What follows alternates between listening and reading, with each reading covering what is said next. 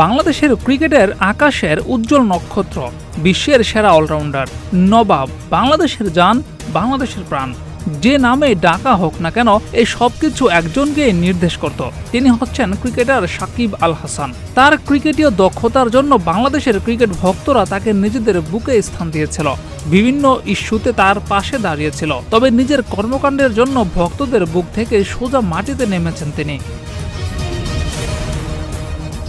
রাজনৈতিক দল আওয়ামী লীগ থেকে নির্বাচন এবং বৈষম্য বিরোধী ছাত্র আন্দোলনের সময়টাতে ছাত্রদের পক্ষে কথা না বলা, সেই সঙ্গে কানাডায় গ্লোবাল লিগ খেলার সময় বেফাঁস মন্তব্যের জন্য সাকিব আল হাসানকে বেশ কঠিন সময় পার করতে হচ্ছে। বাংলাদেশের অধিকাংশ জনগণই এখন সাকিব আল হাসানের বিপক্ষে অবস্থান নিচ্ছেন।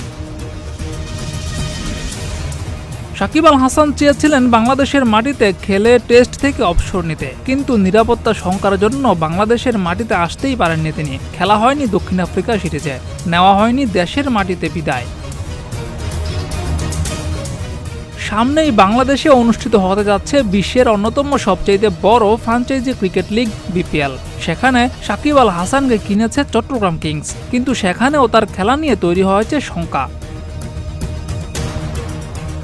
সাকিবের নাম যখন চিটাগাং কিংস ঘোষণা করেছিল, তখন থেকেই শোনা যাচ্ছিল সাকিবকে ভুতুরে এক পরিস্থিতির মুখেই পড়তে হবে খোদ চিটাগাং কিংসের ভক্তদের কাছেই। নিজেদের প্লেয়ার বলে তাকে ছাড় দিতে নারাজ ছিল দলটির ভক্তরা।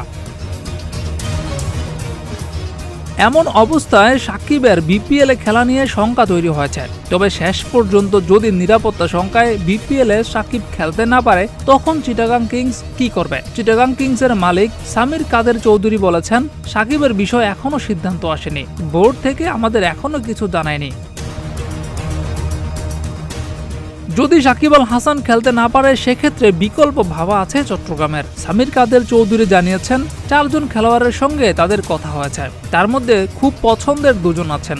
যদি সাকিব আল হাসান কোনো কারণে না আসে, সেখান থেকেই কাউকে দেখা যাবে, কিন্তু সেই 2 জন ক্রিকেটার কারা সেটা নিশ্চিত করে কিছু বলেননি চট্টগ্রাম কিংসের মালিক। জিয়াউর রহমান, প্রতিদিনের বাংলাদেশ।